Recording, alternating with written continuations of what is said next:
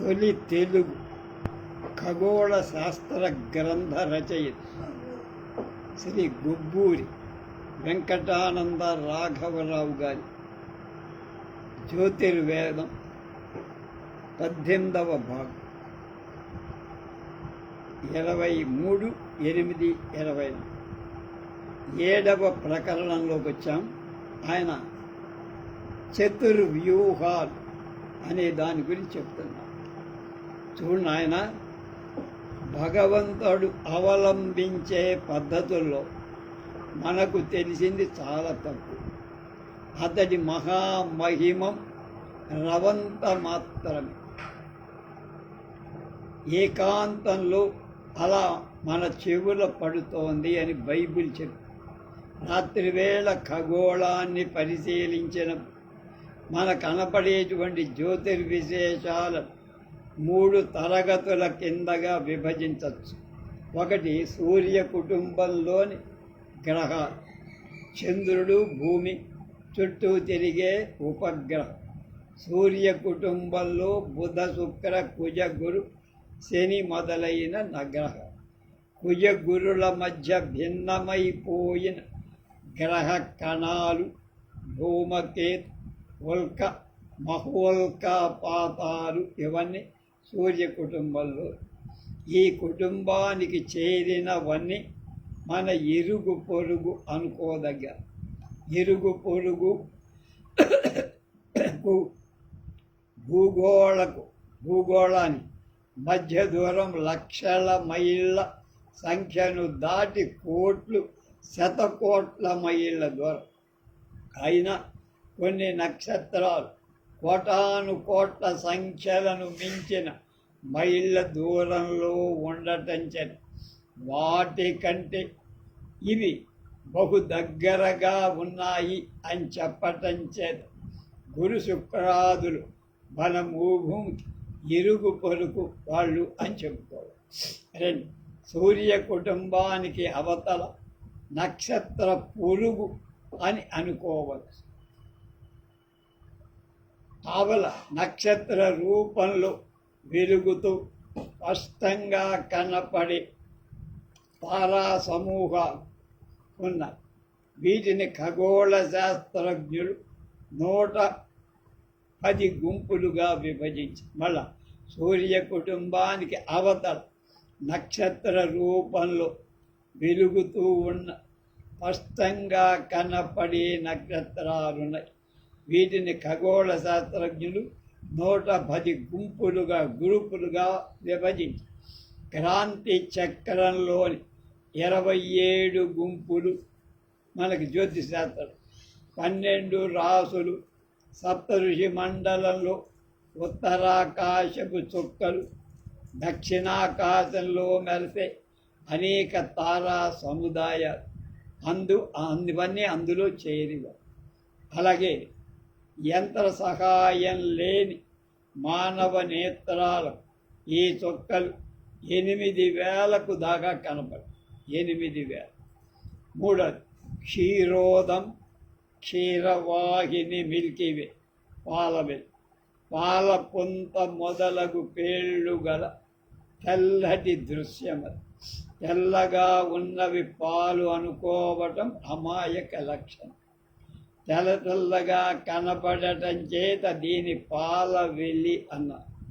నిజంగా ఇందులో పాలు లేవు, వెన్నెల లేవు. నేతి బీరకాయలో నెయ్యిలాగా బంగారపు పిచ్చుక వద్ద బంగారు ఉండదు. అలాగే పాల ఊహింతరానంత దూరంలో అవి లెక్కింప తరంకాని అపారమైన అసంఖ్యాకాలైన సాంద్రతర ధవళ దృశ్యాలు అంటే బాగా ఒత్తిడిగా ఉంది ఏర్పడి పాలసంద్రం అనే భ్రమ కల్పిస్తుంది. చుక్కల మూకలు దట్టంగా కమ్ముకొని పాల మున్నీరుగా అంటే సముద్రంలాగా. ఇవన్నీ మన కళ్ళకు కనపడే ఖగోళ విషయం. ఇవి కాక మరొక వర్గంలో చేర్చి చెప్పాల్సిన చుక్క గుంపులున్నాయి. మామూలుగా కళ్ళకు కనపడుతూ 110 గుంపుల చుక్కలు పాల వెల్లికి మధ్య కోటాను కోట్ల నక్షత్రాలు. క్షీరోదంలో అంటే మిల్కీ వేలు కంటే ఈ వర్గపు చుక్కల సంఖ్య తక్కువేట. ఇవి మూకలుగా ఉండ గ్రూపులుగా ఉండ ధవళ ఛాయ స్ఫురింపలు అంటే వాటికి తెలుపు రంగులే. మామూలుగా కనపడే చుక్కల కంటే అవి ఇంకా చాలా దూరంలో కనుక వేర్వేరు చుక్కలలా అవి కంటికి కనపడు. పైన పేర్కొన్న 4 వర్గాల ఖగోళ దృశ్యాలను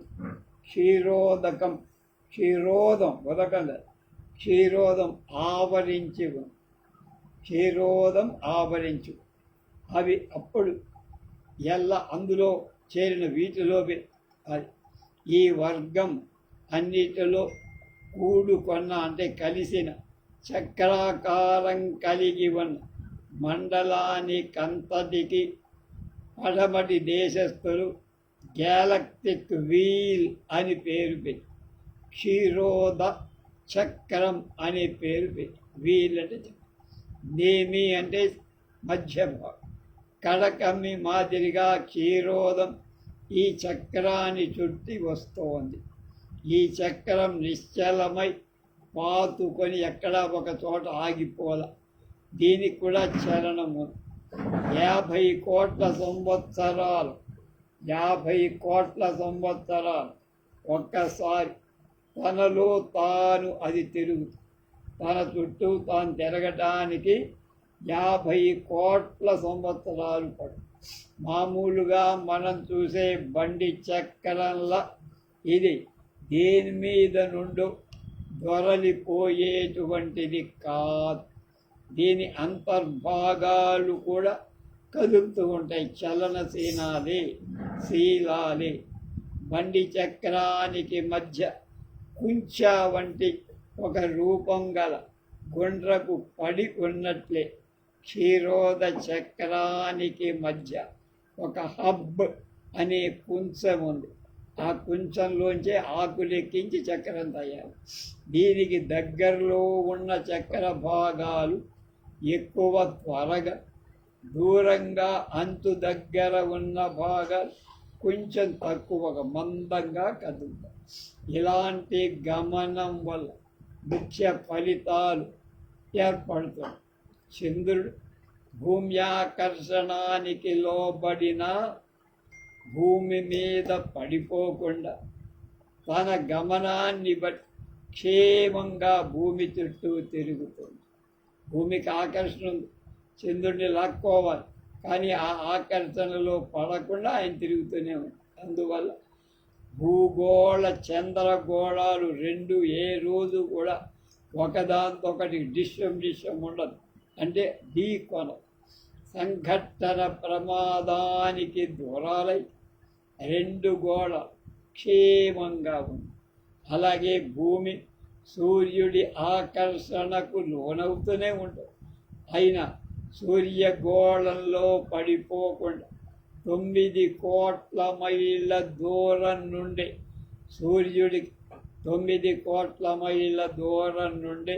సూర్యుడి చుట్టూ ప్రదక్షిణించారు. ఈ విధంగా క్షీరోద చివర అంచు కమ్మి దగ్గర ఉన్నటువంటి నక్షత్రాదులు వాటికి సమమైన స్వకీయమైన గమనం దేని వేగం దాని కలవై క్షీరోదకం కుంచె మీద పడిపోకుండా నిలబడుతుంది.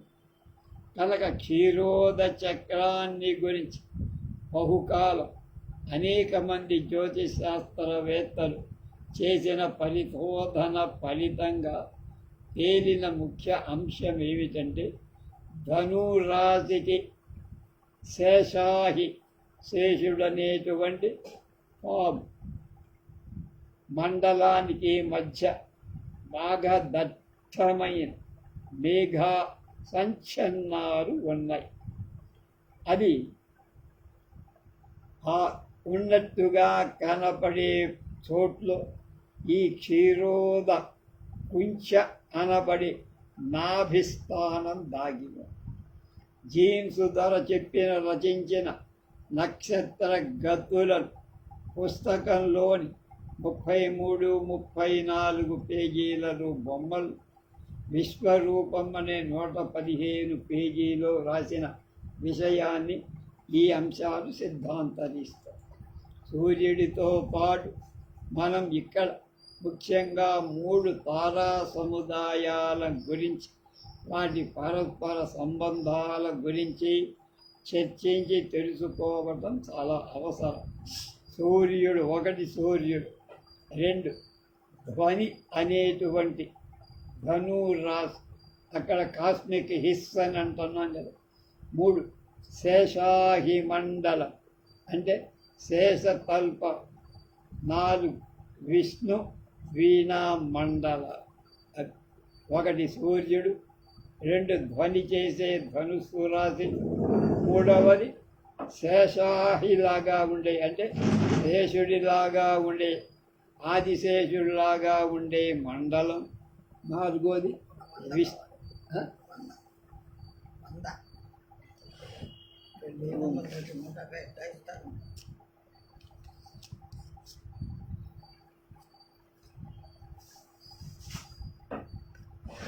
విష్ణు లీలా మండలం.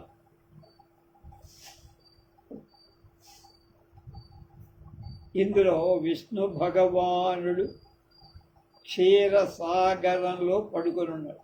క్షీరాబ్ధిశాయి. అనంత పద్మనాభుడు పొట్టలో పద్మం. ఆ దేవోత్తముడి నాభి కమల సంజాతుడు పద్మాసనుడు. ఆయన కూడా చతుర్ముఖుడు. వీణ, వాణి, వాణి అతడి రాణి. ఇవన్నీ మనం చెప్పుకోవాలి. శేషాహి మండలం విష్ణువు యొక్క శయ్య, ఆ మడుగు పాన్. ధన్వి అంటే మన్మధుడు. బ్రహ్మ మన్మధులు విష్ణుదేవుడి కొడుకు. విష్ణు భగవానుడే యాదవ కులేశుడై శ్రీకృష్ణుడై జన్మించాడు.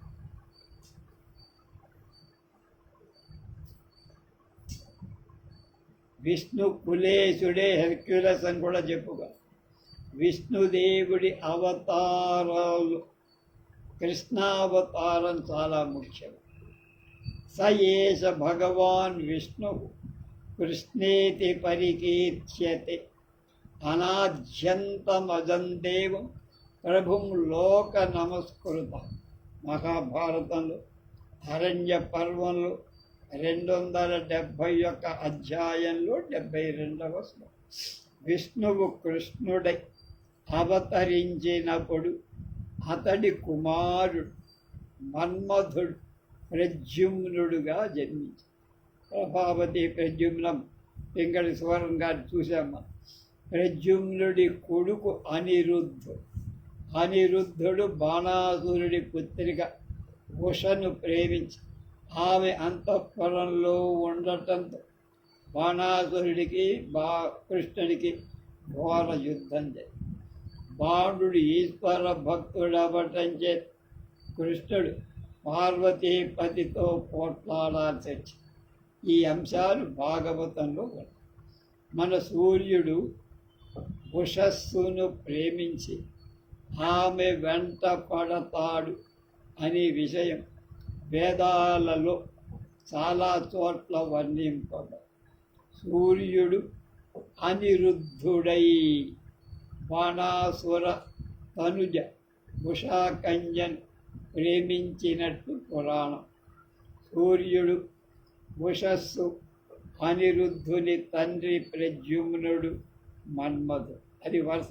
సూర్యుడు, ఉషస్సు, వాళ్ళకు పుట్టినవాడు అనిరుద్ధుడు, అనిరుద్ధుని తండ్రి ప్రద్యుమ్నుడు, ఆ ప్రద్యుమ్నుడికి తర్వాత మన్మధుడు. అనిరుద్ధుడు ఉషాకన్య, మన్మధుడు ధన్వి ధనుస్సు రాశి.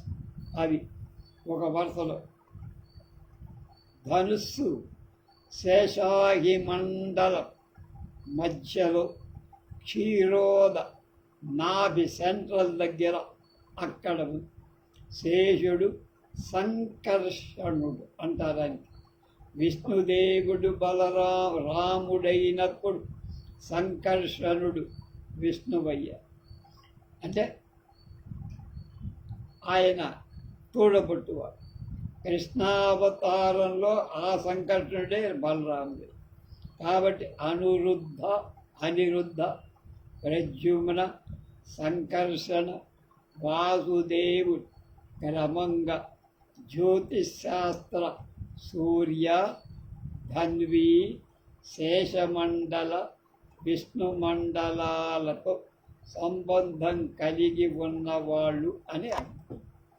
వాసుదేవుడనే పేరు శ్రీ విష్ణు నామ సహస్రాలలో ఒకటి. వసుదేవ సుతుడు కృష్ణుడు. వాసుదేవుడు జ్యోతిశాస్త్ర రీత్యా సూర్యుడు. ధన్వితో సంకర్షణం ఆశ్రయించి పరమ పదం చేరుకోవడం సత్యం.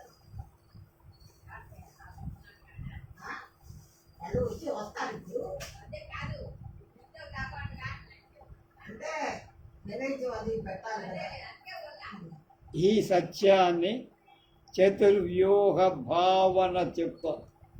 భాగవతంలో 12వ స్కంధంలో 11లో 22 వాసుదేవ సంకర్షణ ప్రద్యుమ్న పురుషస్వయం అనిరుద్ధ ఇతి బ్రహ్మన్ మూర్తివ్యూహో అభిధీయతే.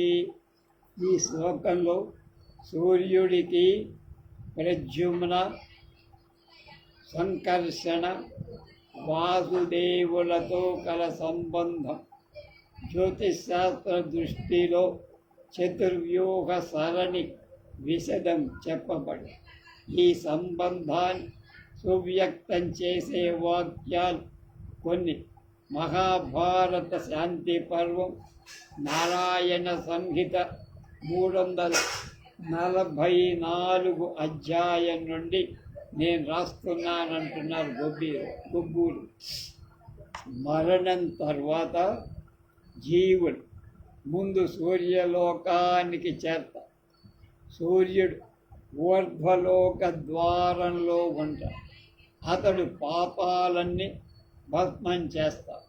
అలా పాప విముక్తులై పరమాణు రూపంలో అక్కడ కొంతకాలం ఉండి తర్వాత బయటపడి అనిరుద్ధులై శరత్వాన్ని ముసలితనాన్ని వదిలి స్థూల ద్రవ్య సంబంధాన్ని విసర్జించి ఆధ్యాత్మిక శక్తితో ప్రద్యుమ్నుణ్ణి చేరతాడు. బాగుంటాడు. మరణం తర్వాత జీవులు మనమంతా అవుతాం, అది చెప్పారు. సూర్యలోకాన్ని చేరుతారు జీవులంతా. సూర్యుడు ఊర్ధ్వలోక ద్వారం దగ్గర ఉంటాడు. అతడు పాపాలన్నీ అక్కడ భస్మం చేస్తాడు. అలా పాప విముక్తులై పరమాణు రూపంలో అక్కడ ఈ జీవులు కొంతకాలం ఉండి తర్వాత బయటికి వచ్చి అనిరుద్ధులై వాళ్ళలో ఉండే జడత్వాన్ని పోగొట్టుకొని స్థూల ద్రవ్య సంబంధమంతా వదులుకొని ఆధ్యాత్మిక శక్తితో ప్రద్యుమ్నుణ్ణి చేరతారు. ఆ తర్వాత సంకర్షుణ్ణి ఆశ్రయించి ఉత్తమ జీవులై గుణత్రయ విముక్తులై పరమ పద ప్రాప్తులవుతారు. డాక్టర్ భండార్కర్ గారు చేసిన వాసుదేవ శబ్ద నిర్వచనం. వేద ప్రసిద్ధుడైన విష్ణుమూర్తి విశ్వాత్మకు, తత్వఘనుడు నారాయణ, వాసుదేవుడు చారిత్రాత్మకంగా వృష్ణి వంశంలో పుట్టినవాడు. హరికులేశు వసుదేవ సుత శ్రీకృష్ణుడు తర్వాత వైష్ణవ మత చరిత్రలో వీళ్ళంతా ఒక్కటిగానే భావింపబడు. పాణిని వ్యాకరణాన్ని మహాభాష్యం రాసిన పతంజలి 4లో 2లో 98వ సంఖ్య గల సూత్ర భాష్యంలో ఇలా చెప్పారు. ఈ సూత్రంలో తెలపబడిన వాసుదేవుడు పూజ్య పరాత్పర్ అని స్పష్టంగా చెప్పారు. పాణినికి ముందుండి మన దేశంలో వాసుదేవుని ఆరాధిస్తున్నారు. పాణిని కాలానికి ముందు నుండే దేశంలో వాసుదేవ అర్చన ఉంది. పాణిని వ్యాకరణం ముందే కాక ఇంకా అనేక శిలాశాసనాలలో కూడా వాసుదేవ ప్రశంస కనబడు. మత దృష్టిలో, చరిత్ర దృష్టిలో, వైజ్ఞానికంగా కూడా వాటికి అమితమైన ప్రాధాన్యం. రాజపుత్ర స్థానంలో భూసుంది అనే ఒక శాసనంలో లోధర్ అనే దొర ఆయన గ్రహించిన వాటిలో 61 నంబర్ గల శాసనం వాసుదేవ సంకర్షణ వ్యూహాల చుట్టూ గోడ కట్టబడినట్లుగా తెలుపుతారు. ఈ శాసనం క్రీస్తు పూర్వం 200 ఏళ్లకి నాటి క్రీస్తు పూర్వం అంటే ఇవాళ 2024 దానికి 200 అంతకుముందు. ఈ పై శాసన సంగ్రహంలో 669వ సంఖ్య కల బెన్నగర్ శాసనంలో దేవదేవుడైన వాసుదేవుడికి గరుడ ధ్వజ ప్రతిష్ఠ గురించిన ఒక ప్రశంస. ఇది క్రీస్తు పూర్వం 2వ శతాబ్దం నాటి. ఆ కాలంలో ఈ దేశంలో వాసుదేవ పూజకు మంచి వ్యాప్తి ఉంది. 3 పై శాసన సంగ్రహంలోదే 1112వ శాసనం అంటే 1112 నంబర్ గల శాసనం. ఇది క్రీస్తు పూర్వం మొదటి శతాబ్దిలో నానాఘాట్ అనే సమీప గుహలో ఉన్న శాసనం. ఇందులో సంకర్షణ వాసుదేవుడు ద్వంద్వ సమాసంలో చెప్పబడ్డారు. వృష్ణి వంశోద్భవుడైన వాసుదేవుడే పాణిని వ్యాకరణలో పతంజలి మహాభాష్యంలో కూడా పేర్కొనబడ్డ సంశయం లేదని భండార్కర్. అంటే ఏమిటి ఇందులో వాసుదేవ బలదేవ శబ్దాలు అవ్యవధానంగా అంటే ఖాళీ లేకుండా కూర్చబడి. బలదేవ వాసుదేవులు అన్నతమ్ములు, వసుదేవుడి కొడుకులు. కాబట్టి విష్ణు నారాయణ వాసుదేవ శబ్దాలు ఒక్క దేవుడి పేర్లే కాని వేరు వేరు కాదు అని భండార్కర్ సిద్ధాంతీకరించి కృష్ణుడు క్రీస్తు తరువాత 7వ శతాబ్దంలో వాడు అని వ్రాయట ఎంత అసందర్భము ఆ పై శాసనాలు మనకు చెప్తున్నారు. దేవతా నృత్య కాస్మిక్ డాన్స్ అంటాం. రాసక్రీడ క్షీరోద చక్ర భ్రమణ చహనం పశ్యామస్వాం పరమాకాయ మధ్యే నృత్యంతం తే మహిమానం స్మరామః సర్వాత్మానం బహుధా సన్నివిష్టం బ్రహ్మానంద మనుభూయానుభూయ యోగాత్మనాం నృత్యంతం దివ్య నృత్యం. ఓ దేవా, పరమాకాశ మధ్యమంలో నీవు దివ్య నృత్యం చేయటం కళ్ళార చూశా. సర్వాంతరాత్ముడవై అనేక విధాలు ఈ దృశ్య ప్రపంచంలో కనపడి నేను స్మరిస్తాను. బ్రహ్మానంద భూతి కల నిన్ను సేవిస్తున్నాను అని నటరాజమూర్తిని గురించి ఒక భక్తుడు స్తవం చేశాడు.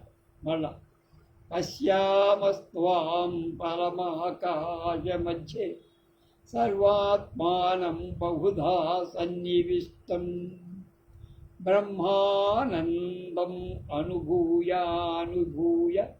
యోగాత్మనాం నృత్యంతం దివ్య నృత్యం. దేవ, పరమాకాశ మధ్యంలో నువ్వు దివ్య నృత్యం చెయ్యటం కళ్ళార చూసి సర్వాంతరాత్ముడవై అనేక విధాల ఈ దృశ్య ప్రపంచంలో కనపడే నిన్ను నేను స్మరిస్తాను. బ్రహ్మానంద అనుభూతి కల నిన్ను నేను సేవిస్తాను కనుక అని నటరాజమూర్తిని ఒక భక్తుడు స్తోత్రం చేసి, భాగవతంలో రాసక్రీడ తెలుసు. 16,000 మంది గోపికలతో కృష్ణ భగవానుడు రాసక్రీడ సరిపారు. 2 గోపికల మధ్య కృష్ణుడు, 2 కృష్ణుల మధ్య ఒక గోపిక. ఈ విధంగా చక్రాకారంగా నిలిచి ఆ వాద్యగతంతో నృత్యం చేసి జాతక మీమాంసను గురించి పెద్ద గ్రంథం రచించారు అలెన్ లియో ద్వారా. ఈ గ్రంథము యొక్క 244వ పేజీలో రాసలీలను గురించి ఇలా చెప్పారు.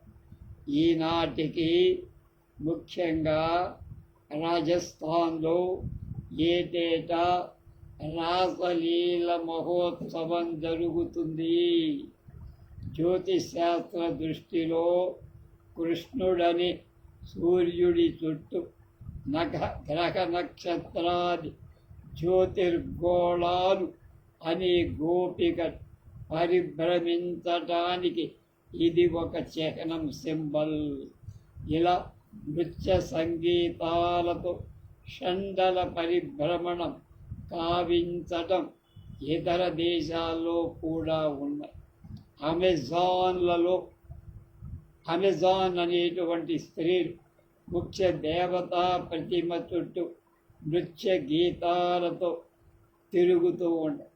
గుజరాత్లో కూడా డాండీ అనేటువంటి నృత్యాన్ని దసరాల్లో చేస్తారు. అలాగే షిల్లో పుత్రికలు చేసినట్లుగా బైబిల్ జడ్జెస్ అనే అధ్యాయంలో చెప్పబడిన పరిమండల నృత్యం కూడా ఇలాంటి. అలాగే డేవిడ్ అనే పేరు గల రాజు ఆర్క్ అనే పెద్ద ఓడ చుట్టూ ప్రదక్షిణం చేసిన వృత్తాంతం ఐరిస్ అన్వీల్డ్ అనే గ్రంథము యొక్క 2వ పేజీ 45, 331, 332 మధ్యలో ఉంది. అది కూడా ఇలాంటిది. అలాగే లియో దొరగారికి ఒక నమస్కారం అంటున్నారు గొబ్బు.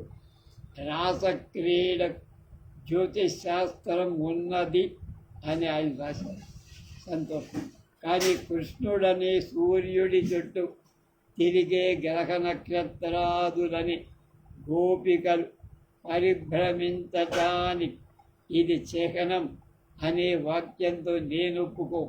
మేము అంటే భారతీయులు ఒప్పుకో. అసలు సూర్యుడి చుట్టూ గ్రహాలు తిరుగుతున్నాయి అనటం యుక్తమే. కానీ అవి అశ్విన్యాది నక్షత్రాలు, ద్వాదశ రాశులు సూర్యుడి చుట్టూ పరిభ్రమిస్తున్నాయి అనటం నిజం కాదు. సృష్టిలో సూర్యుడు ఒక మినుగురు పురుగని ప్రాచీన వేద ఋషి కంఠోక్తిగా చెప్పు. నవీన వైజ్ఞానికులు ఆ సత్యాన్ని నిజం చేశారు. కుంజర యూధం దోమ కుత్తుక చొచ్చినట్టు సూర్యుడి చుట్టూ నక్షత్ర గోళాలు పరిభ్రమిస్తున్నదని దొరగారు రాశారు. బ్రహ్మాండ పరిమాణం అయిన ఆర్ద్ర జ్యేష్ఠాది పెద్ద గోళ ఈ మినుగు పురుగుల చుట్టూ తిరుగుతున్నాయా? తిరగటం అనేది సబబు కాదు నిజంగా. ఆ వ్రాతకు నా అసమ్మతి గట్టిగా ఖండిస్తుంది. రాసక్రీడ యొక్క అంతరార్థం లియో చెప్పిన అది కాదు. దాన్ని గ్రహించడానికి మనం క్షీరోద జిజ్ఞాస చెయ్యాలి. రాసక్రీడ గోకుల బృందావనంలో జరిగింది. అందుకు కావలసిన అన్ని పాలు ఆ సీమ అంతా అత్యంత మాధుర్యంతో ఉంటుంది. రాసక్రీడ సల్పినవాడు కృష్ణుడు గోపి. విశ్వంలో సమస్త భువనాల గోపుడు కృష్ణ. ఆ గోపుడి చేత సంరక్షించబడుతున్న జ్యోతిర్గోళాలు గోపు. క్షీరోద చక్ర స్థలాలైన గోళాలన్నీ గోపికలని సంజ్ఞలు సింబల్స్ చేత చెప్పబడి ప్రతి గోళం మధుర గీతాలు ఆలాపిస్తూ పరిభ్రమలు చేస్తున్నారు. తన చుట్టూ తాను తిరగటం, ఇతర చుట్టూ. ఆ గోళ గీత విశేష పుణ్యాత్ములకే కానీ మిగిలిన వాళ్ళ చెవులకు వినప్ప. క్షీరోద పరివేష్టితాలైన గోళాలు, అవి గోళాలంటే గోపికలు. గోపికల మధ్య గోపుడు ఎవరంటే కృష్ణ పరమ. 50 కోట్ల సంవత్సరాలకి ఒక్కసారి పూర్తిగా తిరిగే క్షీరోద చక్ర గతికి రాసక్రీడ ఒక చిహ్నం రాబాయ్. అది ఒక సంజ్ఞ, సింబల్. ఈ పండల పరిభ్రమణంలో ఒక్కొక్క ప్రదేశం నుండి ఒక్కొక్క విధంగా కనపడుతుంది. ఆయా సమవాయాలు, ఆయా గోళాల తీరు, అవి ప్రదర్శించే వైఖరి మొదలైన వాటిని చూస్తే ఒక్కొక్క గోళం అనే గోపిక అనేక విధాలుగా అభినయిస్తూ అనింజ శృంగార భావం అక్కడ ప్రదర్శించే విశ్వగోపుడి ప్రేమ చూరగొని భాగ్యం పొందిందని చెప్పారు. ఈ జ్యోతిర్గోళ గోపికల సౌందర్యం, అభినయ శృంగారం లోనైన విశేషాలని ఈ క్రింది శ్లోకంలో బహుహృద్యంగా వర్ణింపం. అంగ ప్రత్యంగ గౌణ స్ఫుట సమ విషయ వ్యంజక వ్యక్తి సిద్ధై శృంగారాజ్యైరనింజై అధికమభినయం వ్యంజయంత్యో యువత్యః రాసక్రీడా విలాసైర్వనభువి నితరాం మాధవం తోషయంచః పుష్పాః స్వైరా రమంతే చిరా మహి గురుడా శ్రీధరేణాప్తకామా.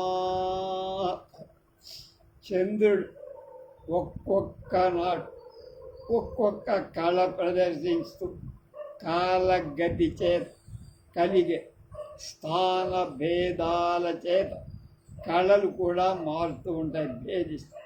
అలా ఒకానొక సమయంలో ఒక జ్యోతిర్గోళము యొక్క దర్శనీయమైన ఆకారం ఒక్కొక్క గోపిక యొక్క అభినవ వైఖరిగా భావించి గానంతో కూడిన చలనం, నృత్యం అనుకుని జ్యోతిర్గోళ సహితమైన క్షీరోదాన్ని ఆ మధ్య కలిసే పరాత్పరుని సందర్శించటం పై శ్లోకాన్ని అన్వయించుకున్నప్పుడే రాసక్రీడ యొక్క జ్యోతిశాస్త్ర అర్థం ఏమిటో మనకు తెలుస్తుంది అంటున్నారు.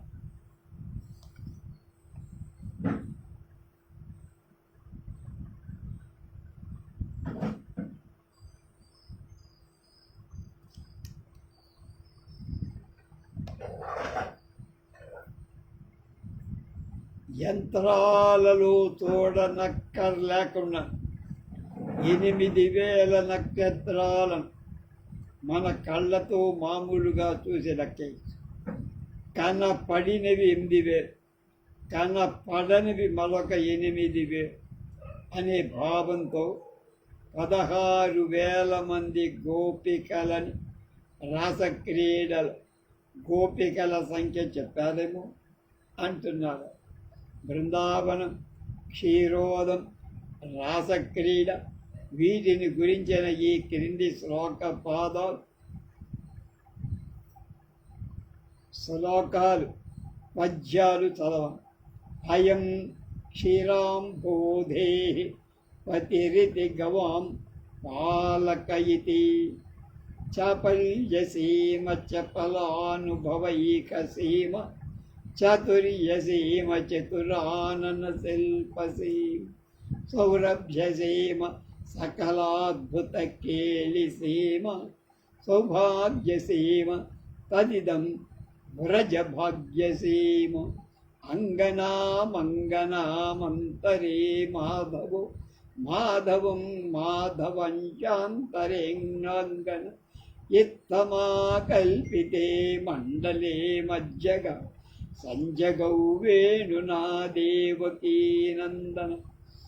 గోపజనములందు గోపికలందు సకల జంతులందు సంచరించు ఆ మహాత్మునకు పరాంగనలెవ్వరు సర్వమయుడు లీల సలిపెగాక అని జనమేజయుడైన అడిగిన ప్రశ్నకి చెప్పిన మాట. ఎవరు? శుకుడు. బాలిసులైన గోపకులు బంధులు పాళెము గొల్లపల్లె ముత్యాల సర దామెనలు తారలు గోపికలు అంగరాగము శైల విటంక ధాతువు చారు విభూషణులు పింఛదామములు పోలినవైన విష్ణుడన బుద్ధి నిరుంగుదురు ఎల్ల పెద్దలు. రేపు 8వ ప్రకరణంలోకి ప్రవేశిద్దాం. స్వస్తి.